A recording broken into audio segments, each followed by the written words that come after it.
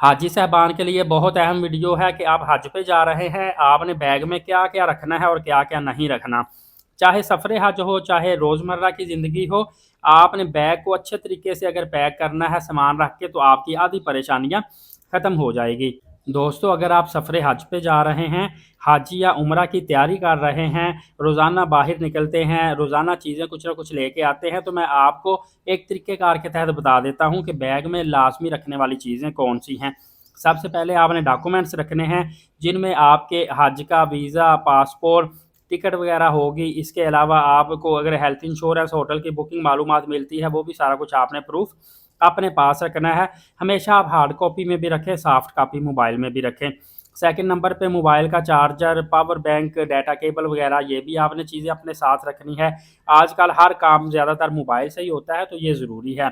और इसी तरह अगर आप नकद रकम रखते हैं, तो एटीएम कार्ड भी लाजमी साथ रख लें, उसमें कुछ पेमेंट भी हो और इंटरनेशनल ट्रांजैक्शन भी ऑन करवा लें, ताकि इमरजेंसी की सूरत में आपको एक तो ज़रूरी हो तो आप वहाँ से एटीएम यूज़ करके रकम निकलवा लें। दूसरा ये है कि एक ही जगह पे सारी रकम नहीं होनी चाहिए, कुछ आपके पास कैश हो, कुछ पीछे बैकअप पड़ा हो, कुछ एटीएम में हो। इस तरह करके अगर एक जगह से खुदा ना खास्ता मिसप्लेस हो जाए, चोरी हो जाए, ज़ाती इस्तेमाल के लिए कुछ लोग रुमाल, टिश्यू, सैनिटाइज़र, मास्क वगैरह ये चीज़ें साथ रखते हैं। और पानी की लाइट सी हल्की बोतलें, बिस्किट वगैरह, भुने चने, ड्राई फ्रूट वगैरह, ये सारी चीज़ें रखते हैं अचानक भूख प्यास में काम आने के लिए। मेडिसन के हवाले से भी लोग सर दर्द की, बुखार की, थकावट की, राइज़िक वगैरह, मैदे की मेडिसन, फ्लैजल वगैरह, इस तरह काफ़ी और बेशुमार हैं, वो भी साथ रखते हैं।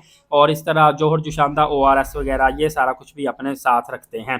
दोस्तों, आपको बताता चलूँ, आपने कोशिश करनी है कि अपने बैग में गैर ज़रूरी जो चीज़ है, बहुत ज़्यादा कीमती, वो बिल्कुल भी नहीं रखनी।